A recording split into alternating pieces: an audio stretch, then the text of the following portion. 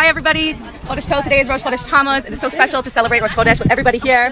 Hello. So what is Tammuz all about? So let's talk about the monthly series focuses on different elements of the month, mostly based on Sefer Yetzirah. The Bnei Yissaschar has a book that compiles all the different Torah sources on the month, and Sefer Yetzirah is an early Kabbalistic text attributed to Avraham Avinu, and even as early as Adam Rishon, according to some opinions. So it's one of the earliest Kabbalistic texts. It's the text that describes the creation, the coding of the world, how Hashem coded the world with the letters, and all of the different, literally the codings of the creation of the world. It's the same book that the Maharal used to create the Golem of Prague, and so on and so forth. So one of the things that Sefer Yetzirah does, it goes through every month of the year. And in this class, we focus and we talk about every month, obviously the name of the month. We learn about the Zodiac side of the month. So in this month, in Tammuz, it's on the source sheet. Whoever just came, I have some more source sheets. There's a letter of the month. There's a Zodiac side of the month, which is Cancer, Crab. Raise your hand if anyone here is a Cancer. Sign, just one, okay? Exciting. Mazel tov, when's your birthday? Happy birthday! Oh, so special.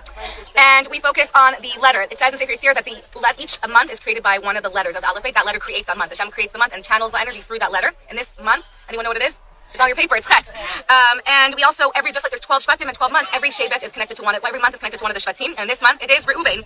And my favorite part is that every month has one of the senses. So, hi Karen, there's not just 5 senses in Sefer Yetzirah. We learned that in every month, one of the senses in our bodily sense is heightened. It's the tikkun for that month. It's the sense that we are tapping into. We can tap into elevating that sense much more than any other month. And in this month, it's the sense of sight. So it is one of the 5 senses. Other times, it could be the sense of dreaming. It could be the sense of laughing, sexuality, different senses in our body. So now we're elevating sight. And lastly, what we're going to do today is that in every month, there's 12 different ways we can arrange Hashem's name. We know that the flow of energy to the creation of our world comes through Hashem's 4 tetragrammaton, the 4-letter name of Hashem, Yud, Hey, Vav, and Hey. And there's mathematically 12 ways to rearrange the letters of Hashem's name.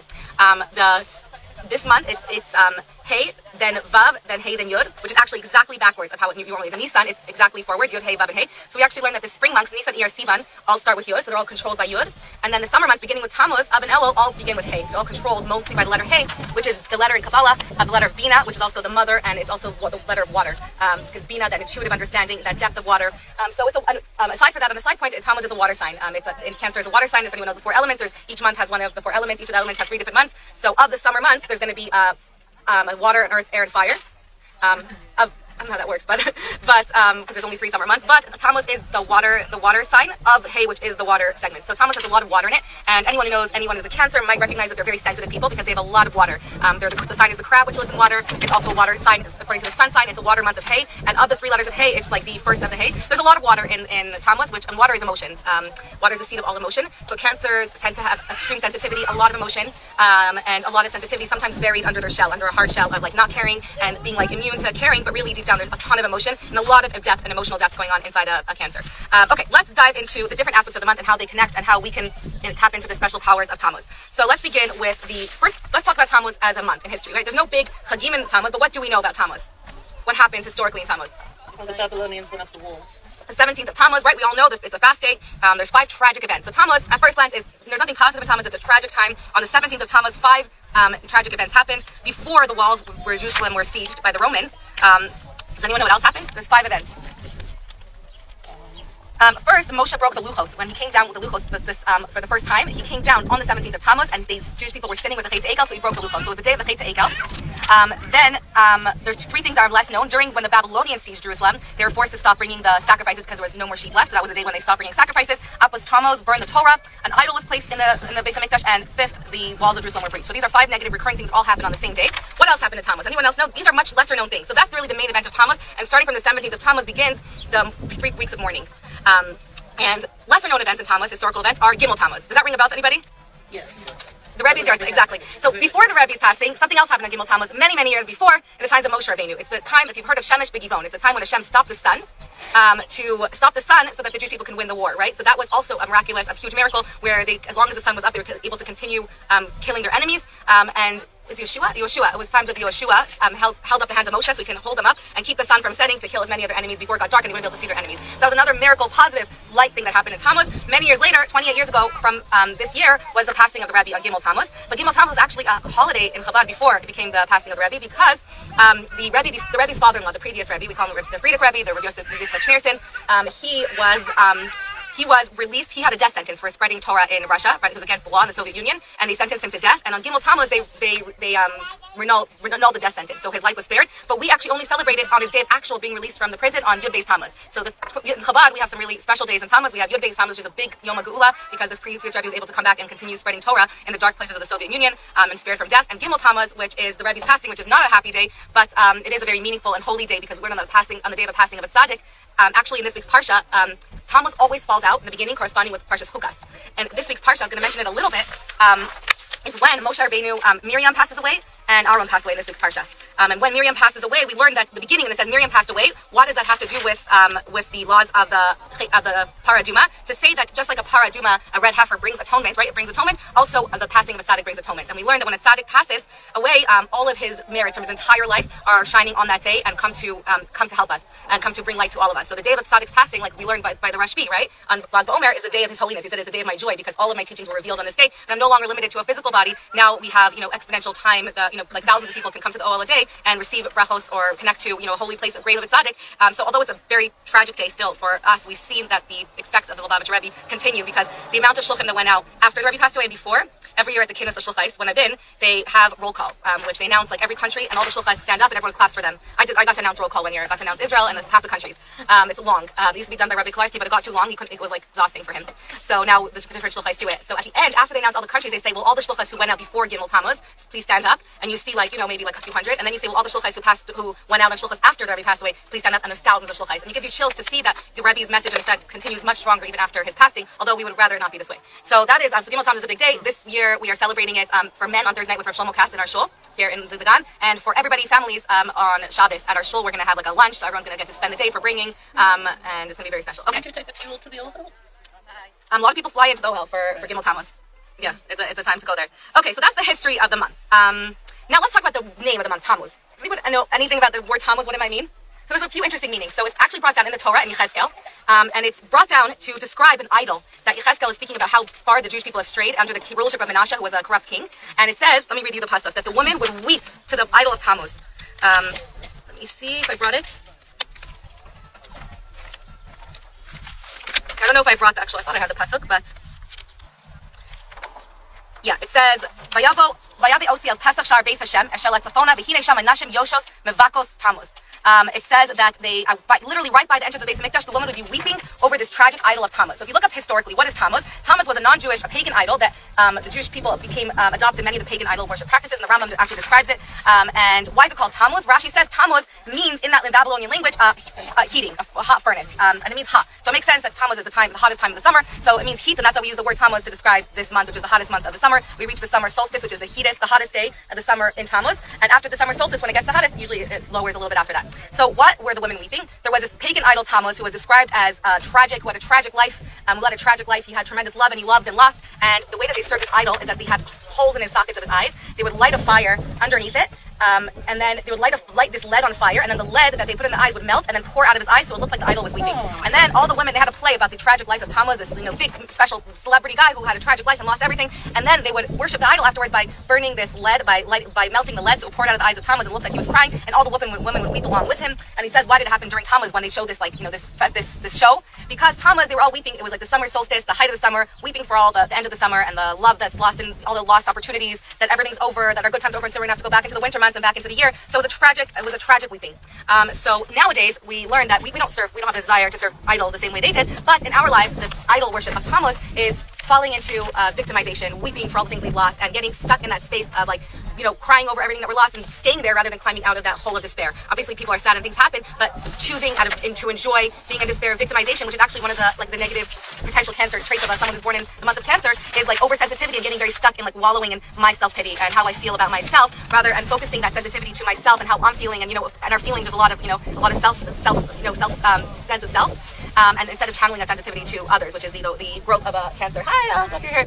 The growth of a Cancer is taking that tremendous sensitivity and channeling it to care about another person, to feel another person's feelings, to be there for them. So we learned, so Tammuz is a month of weeping, of heat. It's a time that they served idols. So that is the meaning of the word Tammuz. It's brought down, so it means heat. It means, it literally means heat, but it shared the name with this idol of Tammuz that they served. Okay, in the times of Menashe.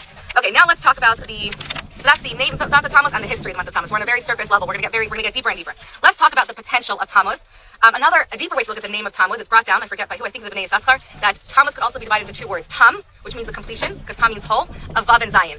What are Vav and Zayin? Vav and Zayin were the letters of ER and Sivan. Whoever was in the monthly Rosh Chodesh classes for ER and Sivan, ER was Vav, Sivan is Zayin, and now we're Ches. They're not usually consecutive. They're actually very usually at random, but here we have a completion. Because how does Ches complete Vav and Zayin? Tammuz, which we said, is the letter of Ches, because a Chet is really just the way that the Rizal actually says to write the Ches in the Torah.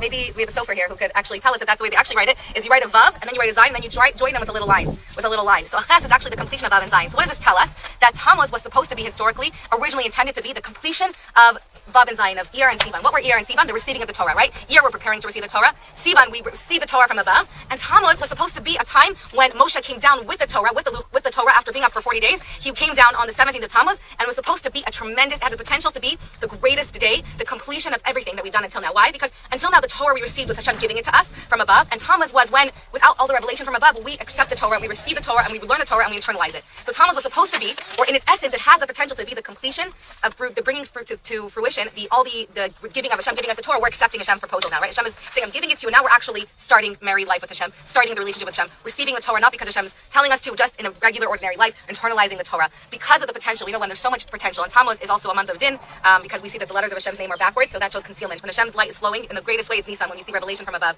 all the miracles that happen in Nisan, when Hashem's light is flowing in a very concealed way, it's Hashem's, that's why the month is spelled backwards. The letters of Hashem's name are spelled backwards, because in Tammuz there's a lot of concealment from Hashem. And maybe to give us that space to Hashem to take a step back, and for us to receive the Torah from ourselves, right? But this actually only happens receiving the Torah. We learn many generations later, hundreds of or thousands of years later in the Purim story, right? We say that in the Megillah it says that now they accepted what they already begun to accept by the Torah. We were meant to accept it now, but instead of accepting the Torah and receiving it on that day, we had the potential to use our vision and to look towards the mountain, towards Moshe coming, and instead they turned towards other gods. They turned to distraction, to filling that void with negative things, which was the Chet Egel, which actually we learned that remember in Chassidus we explain everything as a positive. The Jewish people weren't really looking in Chassidus to say just to make an idol. They actually needed a visual presentation. They said, we have Hashem, right? But we have no one visual to look at, right? Moshe reminds us, he grounds us, he's a tzaddik that we turn to for advice, for leadership. He's a real person. We need someone we can talk to, right? It's great to talk to Hashem, but sometimes I need a leader to just give me advice, to have a visual, because we're visual people and we need to see things. And now Moshe's not here, we need something new and visual. And it says, remember I taught this that Moshe was from the right side of Hashem's chariot, so they said, let's take from the left side, and that's why they created the shore and ox from the left side. So they're actually looking just to have a vision. So it's all about the visual, and Tom was about correcting the visual. So they use their visualization for something negative. They want to have a visual representation of Hashem, which is the essence of Tammuz. However, they did it obviously in a very wrong way. Instead of turning, they should have done is continue turning towards Moshe, to Aaron, to waiting for Moshe, and then what would have happened was that Moshe would have given us the Torah. If not for the Chet Egel, in this week's parsha, we would have received the Torah. Moshe would have come with us to Eretz Yisrael, because in this week's parsha is actually the hitting of the rock where Moshe, and then we would have been able to have the ultimate, go into Eretz Yisrael with Moshe and have the times of Mashiach already, right, a few thousand years ago, close to 2,500 years ago. It was a mistake of taking that tremendous potential of the day. Because of the concealment of Hashem, they were able to, make that mistake and turn to negative things. So we're all about being the Takei that on Tammuz. And that's why it's really interesting that every year on that day, it was a very potential day for so much greatness. And when there's potential for so much greatness, we know there's also potential for so much failure and for so much distance as well, and to fall very low. When there's so much, right, their ego can come into place when it's a very fragile state to be in. So therefore, so we actually learn, and I think it's the Rambam that says, that these 3 weeks of mourning are going to become tremendous days of joy when Mashiach comes, because inherently, the beginning of creation, this month of Tammuz has tremendous potential for Mashiach, for revelation, for accepting the Geula. It's actually, I heard something really interesting, that there's 21 days between Shiva Sefer Tammuz and Tisha B'Av, in the 9th of Av. There's 21 days of mourning, and there's also 21 days of Chagim in the Jewish calendar. So it's like in their essence, they each represent, each one of those days are actually like a concentrated 3 weeks of the potential of all the elevation of all the Chagim. So these weeks we're mourning.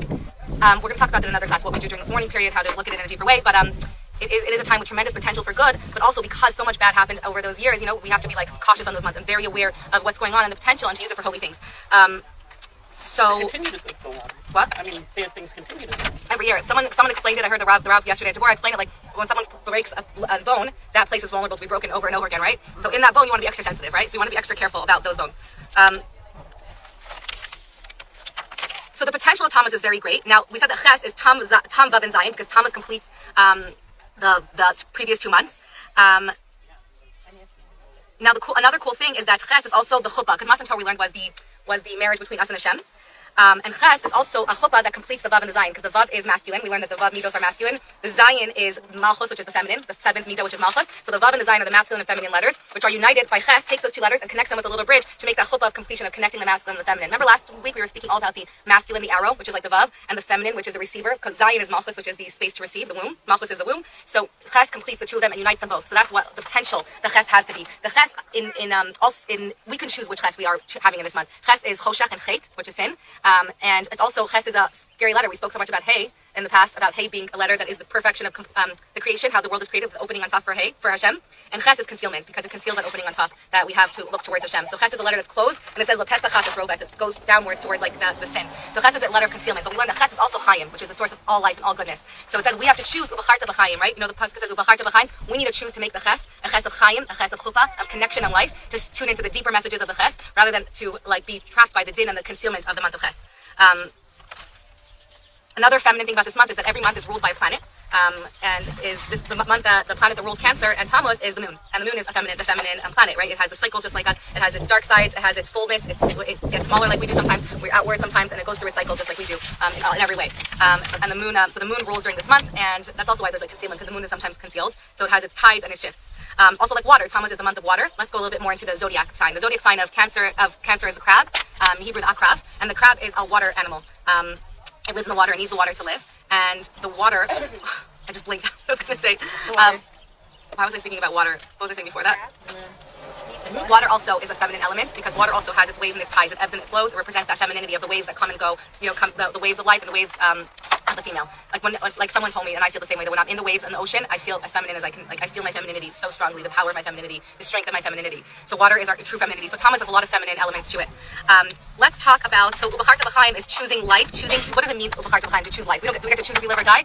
Choosing life, according to Chassidus, is choosing to see the Chaim, the life force behind every creation, behind the husk of every creation in the world. Instead of choosing to see the husk and the external of this person talking to me, of this experience, choosing Ubacharta b'Chaim, to see the life force behind it, that it's all coming from God, that Hashem is making this event happen, Hashem is creating this event, Hashem is creating this person is God, is a piece of Hashem.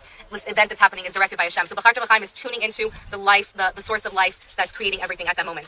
Okay, so we talked about the meaning of the word Tammuz, the history of the month of Tammuz, the potential of Tammuz, the letter Ches, and now we're going to talk, Ches is, okay, doesn't matter, it's enough. About Ches, let's talk about the zodiac, the crab. Two things about the crab that are connected to Tammuz. One is that the crab grows in water. That's how he grows. The Medrash links the crab to Moshe, who Moshe was hidden and grew in the water also. He was hidden in the water by his mother, so it's connected to Moshe Rabbeinu. The water helped Moshe grow and save his life, and all the babies during that time that the water saved their life. So because of that, Hashem pushed off the destruction of the Beis HaMikdash, which was supposed to happen in Tammuz, pushed it off a few weeks till Av, so that it wouldn't happen in Tammuz, because Tammuz is in thanks to the water for growing Moshe and saving Moshe's life. So because Tammuz is a water sign, because of the crab and the sign of the water and everything else about Tammuz, so that is the idea of the water part. So he deferred the destruction of the Beis HaMikdash until Av, when Moshe's protection of Moshe wasn't ruling in that month.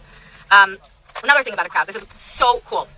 Okay, so crab has something called an exoskeleton, right? All of us, our skeleton is in our body. So as we grow, our skeleton of our body grows to accommodate us as well, right? Grows to fill us. The crab, his skeleton is an exoskeleton. It's on the outside of his body. So what happens when he grows? He has to shed his skeleton and grow a new one, because it breaks. It doesn't fit his body anymore. It doesn't grow with him because his body grows and it breaks the skeleton. He has to shed it and create a new one as he grows through different stages of life. This teaches us something so profound about life. Just amazing. There's a teaching of the Frierdiker Rebbe about this, and the Frierdiker Rebbe is the previous Rebbe who's Yom HaGeula, is on Yud Tammuz. He teaches that people complain that they feel pain or discomfort in their life, and he says that Chas v'Shalom, to think of it as a punishment from Hashem, that they're discomfortable, Hashem's giving them pain. Rather, he says, this is amazing. Your neshama grows as you get older. Your neshama grows as you experience growth in your life, as you connect to Hashem, as you grow and mature. Your neshama gets bigger and bigger. And sometimes our spiritual garments aren't growing with it. What does that mean? Our spiritual garments are.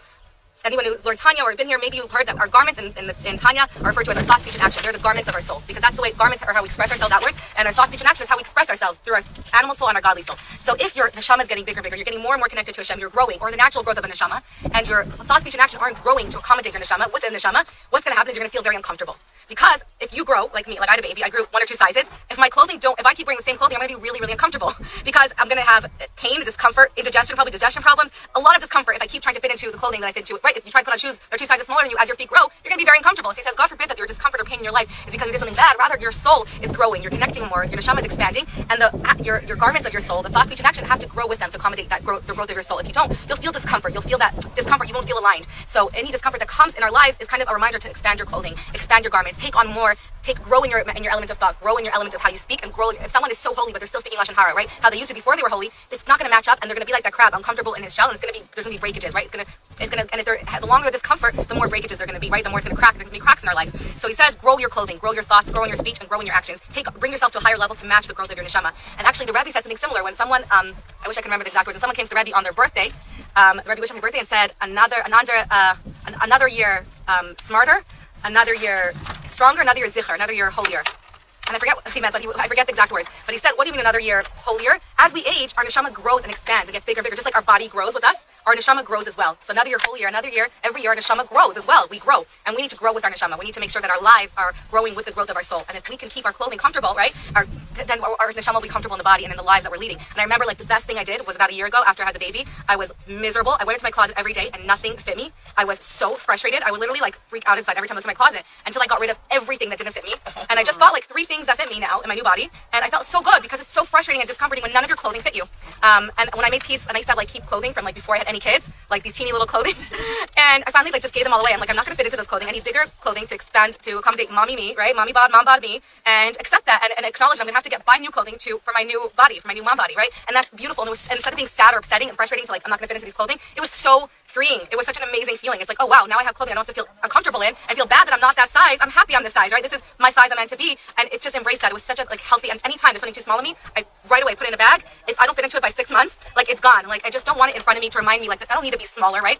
And I actually heard Oprah Winfrey say something incredibly similar, that sometimes as we grow and become our best versions of ourselves, there's going to be people in our lives that are going to say something like, who does she think she is, right? Because like, who does she think she is? She thinks she's so full of herself. And Oprah says, and tell them, yes, I am. I am so full of myself. I am so full of myself. And people, it's like if you have people in your life that aren't growing with you, they see your growth and your expansiveness and the way you live life in such a large, amazing way, being all full of yourself and knowing yourself so strongly and feeling confident in yourself. For them, it's scary because they don't recognize that and it's not familiar to them. So they'll be afraid of that. She said, they're not going to say, oh, I'm afraid of that because it's, I don't recognize it. They're going to say, you're so full of yourself. And you should say, yes, I am. And I thought that was just so beautiful. She's like, may your cup runneth over. Just to be full of yourself and overflowing with the love of knowing who you are and how great you are and not needing to fit yourself into smaller clothing to accept your greatness or to low. And often I really resonate. Sometimes we're in a space where we feel like I have to minimize myself for the people I'm around, right? Because they can't accept or appreciate me. And I feel like uncomfortable after, like, do I have that social skills? Why was I so uncomfortable? And sometimes we feel like we need to make ourselves smaller because another person can't like accept us as we are, like, as our expansive. I don't mean to take up space and be loud and take up over other people.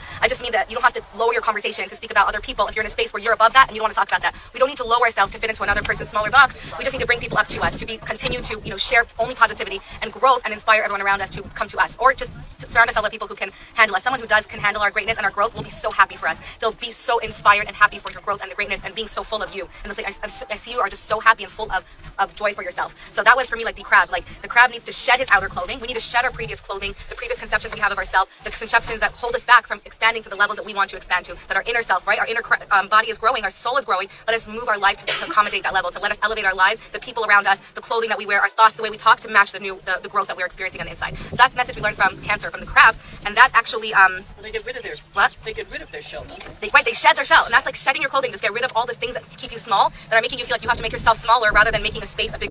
This is a very Tammuz idea because there's ways where you can try to make yourself smaller. And in Tammuz, although there's a lot of concealment, and we see that it's a month with the concealment of Hashem, it's a month of darkness, it's a month that a lot of bad things happened. There's so many ways to look at it, right? We learned in the Talmud that when the rabbis, the sages saw the destruction of the Beis Mikdash, they all began to weep, and Rabbi Akiva began to laugh. Right? And his friend, I forget who it was, right. Rabbi something, asked him, why are you laughing? How could you laugh at the destruction of the holy Beis Mikdash? And he was able to look at it in a completely different way and say that I'm laughing because I'm overjoyed, because the prophecy says that first the Beis Mikdash will be destroyed and all these bad things will happen, and then there'll be an even greater Beis Mikdash built. And now that this is happening, I know that the next part will happen as well, and we're closer to that next stage. So he's able to look beyond. So there's grief, and it's okay to have pain and to experience and to acknowledge our feelings, to be aware of our pain, but then we move on to the next stage. So now what? Now where will I channel that grief? What will I do with that grief? Will I use it to create and to look forward to greater things? Or will I remain stuck in that stage of grief, which is the negative side of Tammuz of Cancer, of feeling myself? Will I be stuck in myself and my feelings about it and self-pity, like weeping for the Tammuz? Or will I move on from that pain, take a moment to reflect the pain, and then move on to what will I do with that pain? How will I create? How will I grow from that pain, from that experience? What will I do with that for another person? So seeing in the dark is the correction of sight. So that's what the crab is able to see that you're not experiencing suffering or pain, chas v'shalom, in your life because you're bad. Rather, it's a sign of how big you are and how you need to just expand. So you're uncomfortable. Your discomfort in your life is a showing that your clothing and your garments are too small, and your discomfort. You need to expand your life right now to accommodate you. And that's the idea of perfecting our sight. Then in Tammuz, we are perfecting our element of sight. By the way, on a tangent, we said that this every month has a shevet. This month's shevet is Reuven. What does Reuven have to do with sight? What? Exactly. Reuven is the month of sight. Now, where did the Jewish people go wrong? Another thing that happened in Tammuz, I forgot to mention it, but not on the 17th of Tammuz, is very much connected to sight. Sight in Tammuz is when the Meraglim went out to scout Eretz Yisrael. And it's when they used their eyes to look at the bad in Eretz Yisrael rather than to look at the good. There was so much beauty around them. Someone pass me a black marker. There's so much beauty around them. And instead of looking at the beauty in Eretz Yisrael, they noticed the few things that might not be perfect. And in that way, they took that power of sight and they used it to see something beautiful and to notice that one thing on the floor, right? That's not perfect. And then that's why in Tammuz they contaminated the element of sight. And then in Av, they came back, on Tisha B'Av, they came back and they told the Jewish people about how they were afraid about going to Eretz Yisrael. And the Jewish people listened and accepted it. And that's in Av next month, it's the element of Shmiya we're going to listen to. And it's also the Shevet of Shimon, which is Lishnoa. So this month it's Reuven, it's very much connected to how we see things. And next month it's how we hear things. There's a professor, a professor who showed a paper like this to his students. It was a psychology professor, and he said, "What do you see?" And what did the students say? The black dot. And he kept saying, "What else do you see? Anything else?" And they're like, "The meaning of life, the point of all existence." And he said, "Is there anything else you see?" And one student raised his hand and he said, "I see a beautiful white paper." Right? And it's so easy and natural to look at that black dot and to notice first the black dot in a life full of goodness, where we're having the best day, we have such a gifted, blessed life, and we can zero in the one thing that didn't go perfectly. Because that's the trappings of Re'iyah. And seeing on a higher level is noticing, is making a very conscious effort to first look at all the goodness. And it takes just a switch of our mindset and perception. That's why I think writing these positive mantras is such a reminder. Sometimes it just takes a deep breath.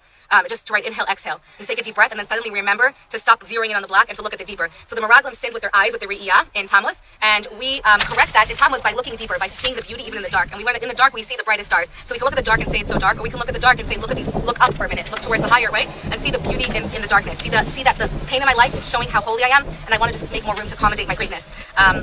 So we actually learned that there's two types of worlds. There's the revealed world and then there's the concealed world. Okay, Torah. And the concealed world of good comes from a much higher level and it comes down in a concealed way. And light that comes from darkness, we learn, is much deeper. And that's why we light the menorah only at night. Light that comes through darkness. And we can have a dark situation in the world and look into it and find the light that comes from it. The light is so much more transformative. It's a much more powerful light, the light that comes from the darkness rather than the light that comes from the light. So we want to train our eyes in this month to rectify the sin of the Meraglim, to instead of looking at something negative in the Shabbat, I run a kids program, Asfilat Yiladim, for kids, and I have all the kids just share one thing they love about Eretz Yisrael. Positive, right? Because it's so easy to complain, God forbid, about this amazing land, because there's small things that are, frustrating, about the bureaucracy and things I won't even mention, because we only want to think about there's so much good and beauty. So it's a reminder to just go around and train to say something good about your life, good about your day, instead of focusing on the one thing that didn't go well.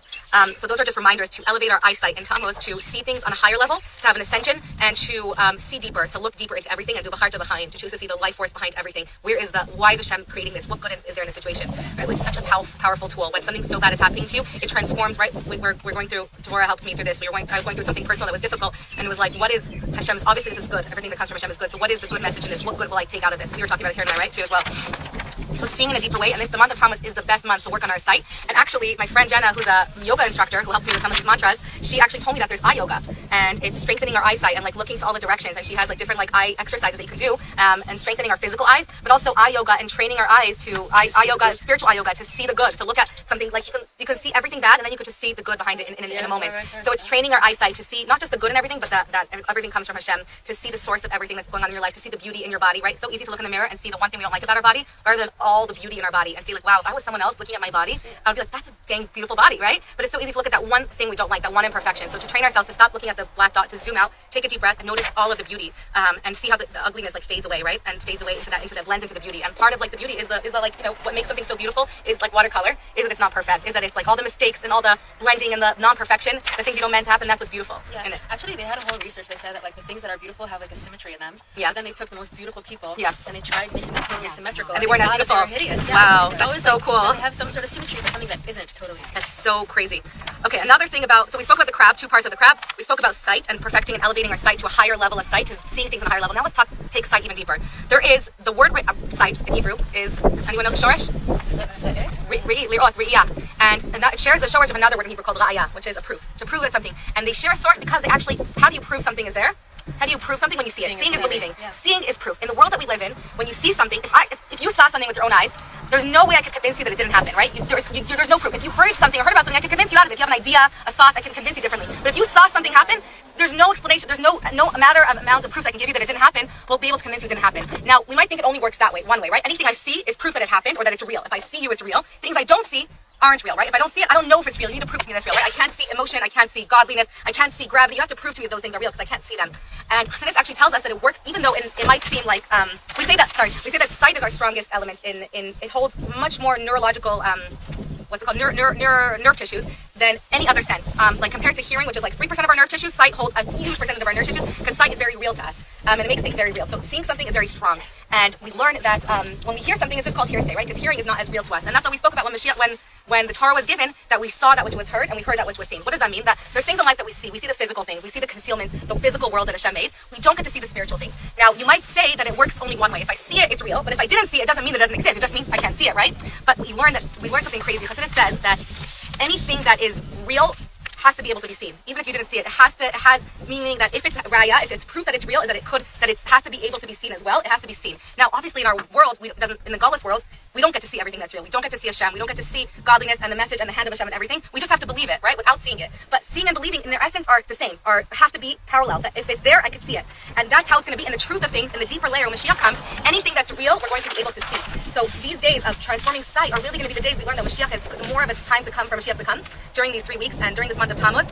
And this month when we can tap into sight and see beyond, and when Mashiach will come, we learn that we'll be able to see face to face, panim el panim, the things that we can't see now. So it will be shown, it will come out into, it will be the potential to see everything that is real, which is, Hashem is real, obviously, right? There's many things that we don't see that are not real, right? Like thoughts we don't see that are real, but all the things that we can't see right now, we just have to believe them, believe that every practice, believe that Hashem is, creating us every moment. Those things that we need to remind ourselves all the time, when Mashiach comes, we'll be able to see them in a much deeper way. We'll be able to see them face to face. We'll be able, just like, what's an example of it that we've, not for us, because we can't see it. It says that Dana Rishon, the Rizal, they were able to see the flow of Hashem's light, however that looks, the vibrations, whatever it looked like, physically see the flow. And that's how how did Adam name the animals? It says that he looked at them and he saw the flow of their energy from Hashem, the shape of it, and he said, okay, the shape of your energy is a Shin, Vav, and Resh, so your name is Shor, because that is the way that I see the light flowing to you. The Rizal is able to look at a person and see everything about them physically, all the spiritual things. He can physically see them. He can tell them everything about themselves, who their Gilgal was, the things that we cannot see at all. Some people whose eyesight were so deep, they were able to see beyond all the layers and see on another level, see on the levels of the higher worlds. They were able to ascend to Asilas, Bria, whichever world they were to see and see things that we know that they can be seen, but they can't be seen by us in our very Megusham eyes. So when we elevate our eyesight to the times of Mashiach to have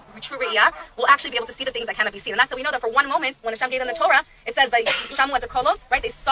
They heard that which was seen and which was heard for 1 minute. Hashem revealed to them everything. There was revelation. Hashem was talking to them. Suddenly they saw all the things that they usually call out. They just heard about. And like, now we see everything. We see how the whole world is created with the letters of Hashem, the words of Hashem. And that which was seen usually, the world, the physical, they had to hear about it. They had to be reminded that there's a world. They had to be told, there's a real world of physical things. They're like, I don't see it. I just see God's light. And I don't see anything else, right? So that's true seeing. So in Tammuz, we exercise visualization, visualizing a world where we could see all of, where we can, in some way, even if we can't see physically, to see feel in a way that we can feel and believe that this is all from Hashem, and train ourselves to the eyesight of Mashiach, to seeing where it says that we're supposed to imagine the Beis HaMikdash being built in Tammuz, to visualize it, to learn about the building of the Beis HaMikdash, and to visualize it happening, to manifest it. So we can manifest so much with our sight, with our thoughts, and especially with visualization. When we can visualize something, a tool that actually was really helpful for me, it's like a tool I listened to in a podcast, was sometimes like or someone around that you have tension with, and it's so hard to like feel yourself because you're in a party or somewhere and there's someone that you have so much stress with and tension with, you just had a huge fight with, right? So how do you, in any situation in life, and how do you like just act like yourself? And it was this tiny little tool called As If. It says visualize in your mind how you would be as if this person wasn't here, as if anything in your life wasn't happening. I'm in the car and I'm really late. Visualize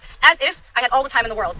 And when you visualize how you would be, suddenly I'm able to do that. And like it literally changed everything for me. So I can be somewhere where someone is normally causing me tension. I don't know how to be. And then I just imagine myself, how would I be if this person wasn't here? And then I just go and implement that vision. So visualizing like on a higher level, being anything in our life. How would I be right now if I wasn't afraid? If I had all the courage to say what I wanted to say, I would imagine what I would say. And then once I imagine it, it makes it very real for me and I can implement it. So imagining that whatever is blocking you isn't there, whatever fear or person or thing in your life is blocking you isn't there, and then drawing that down into action is such a powerful tool. So this is a month in so many ways to use the power of our vision, to look deeper, to look in the dark, to see the good in the darkness, to see the depth of everything in our lives, to see the source, to see the chaim of everything, and to just use visual manifestations, to visualizing what we want in our lives, all the brachas we want in our life. By visualizing it and making it real for us, we can manifest it more and have much stronger emunah. So like visualizing is believing. If we want to believe something's going to happen, try to visualize how it would look. How would that look? Like the perfect marriage, the perfect, healing. If I want to be healthy in a certain way, if I need more, money or time, a house, right? And visualizing it as much as we can to manifest it in our thoughts, in our mind, and really tuning into elevating our sight in this month. So thank you so much for joining. Did I do everything? We did the name of the month, the letters of the month,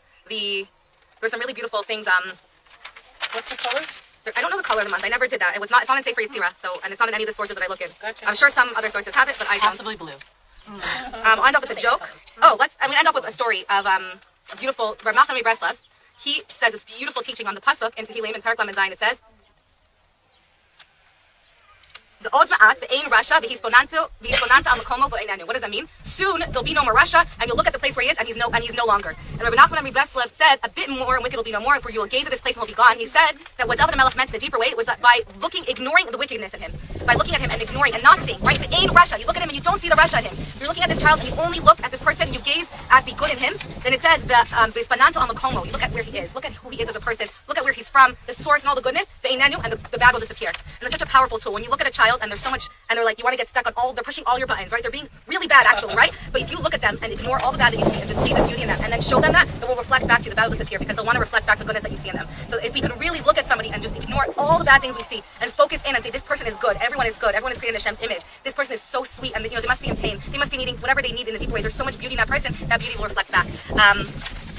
And I'll end up with a joke. There's the famous story of the teacher in the Soviet Union who picks on the Jewish kid, and she says, Yaakov, she's an atheist and she wants to prove that God doesn't exist. She says, Yaakov, can you see God? He says, no. He says, can you touch God? He says, no. She says, so everyone, obviously there is no God. So the student says, madam, can I ask you a question? She says, can you see your brain? She says, of course not. We can't see brain. She says, can you touch your brain? She goes, no, of course not. He says, so obviously you have no brain, right? So that was like about the idea of not everything that we see now doesn't mean if we can't see it doesn't mean that it doesn't exist. But when Mashiach comes, it says, V'ra'u kol basar yachtav, so let us all usher in the time when basar, we'll be able to see flesh to flesh, all of the flow of energy, how everything is, the MS of everything. And let's do the Avodah and Tammuz to come much closer to this reality by rebuilding basic mikdash in our mind, correcting the elements of vision and visualization, and train our eyes to see only the positive and inner dimension of all creations and all people to bring Mashiach closer. Thanks so much for joining.